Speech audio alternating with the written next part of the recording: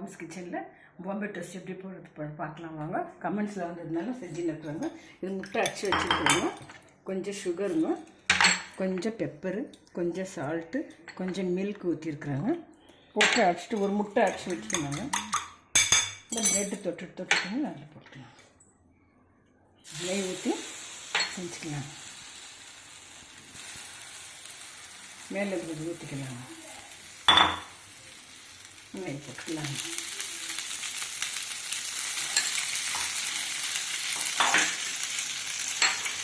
இது ரொம்ப நல்லா இருக்குங்க பசங்களுக்கெல்லாம் செஞ்சு கொடுக்குறதுக்கு.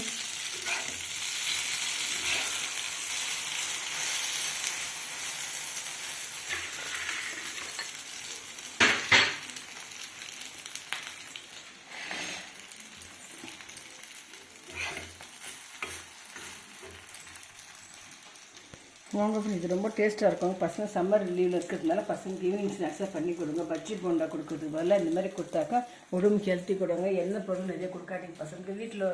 உங்கள் வீட்டில் இருந்து வரவங்க ஆஃபீஸ்க்கு விட்டு வந்தால் கூட இந்த மாதிரிலாம் செஞ்சு கொடுத்தா அவங்களும் லைக் பண்ணி சாப்பிடுவாங்க ஃப்ரெண்ட்ஸ். தேங்க்யூ ஃபார் வாட்சிங்.